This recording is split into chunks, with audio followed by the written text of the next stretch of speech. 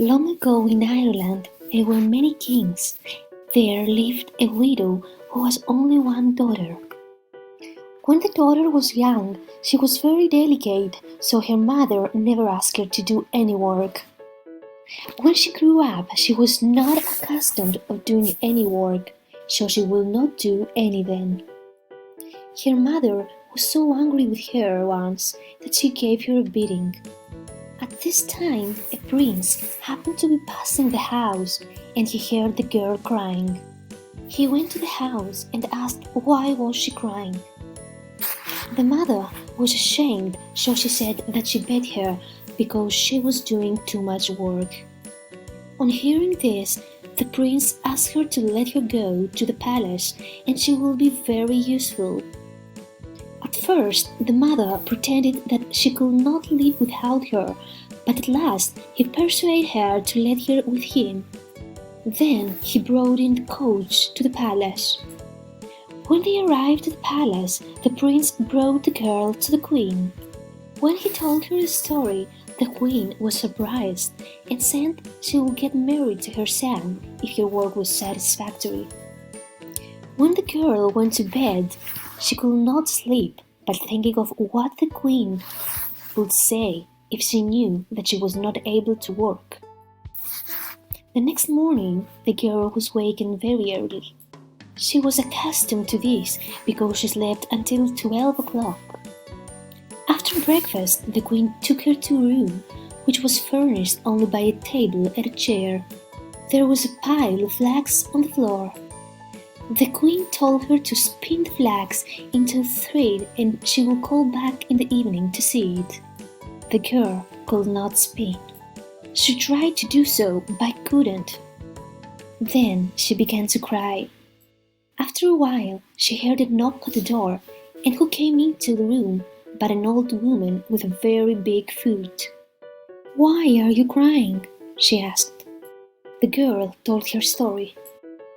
The old woman was very sad and said, "If you bring me to your wedding, I will spin it for you." "I will, and 1,000 welcomes," said the girl. Then the old woman sat down on the chair, put her foot on the treadle and began to spin. In the evening all was spent and the old woman went away. The next morning she was wakened very early again. The queen took her to a room in which she saw the thread she was supposed to have spun and the loom. She could not weave into linen, so she began to cry. After a while she heard a knock at the door, and who came into the room but an old woman with a very big hand. She asked the girl why was she crying, and when she told she had great pity for her, and said, "If you bring me to your wedding, I will wave it." The girl told her she would, and the old woman began to wave. It was not long until the old woman had all done and went away. The next day the queen told her to make the linen into shirts. She could not make them, so she began to cry. After a while she heard a knock at the door, and who came into the room but an old woman with a very big nose. She asked the same request as the other two and began to make shirts out of linen. It was not long until she had finished and she went away. In the evening the queen came and she was surprised. She said she would give her son in marriage to the girl. On the day of the marriage there was a great crowd at the wedding, including the 3 old hags that helped the girl. The prince asked her if these were her friends, and she said they were. As soon as he got the opportunity, he went to the 3 old hags and said to the first, "Why is your foot so big?"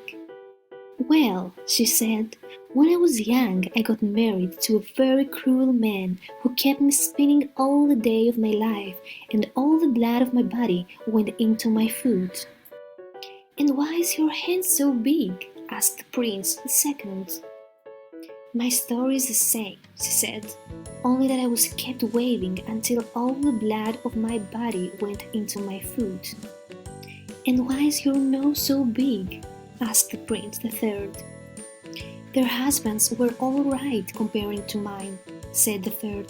He kept me swinging all the days of my life until all the blood in my head went into my nose. When the prince heard this, he said, "My wife is not to spin, wave, or shoe." The new queen lived very happy for many years afterwards and soon learned to be a good housekeeper. People said that it was fairies that did the work for her because her mother used to swap and leave a can of fresh water on the table before she went to bed.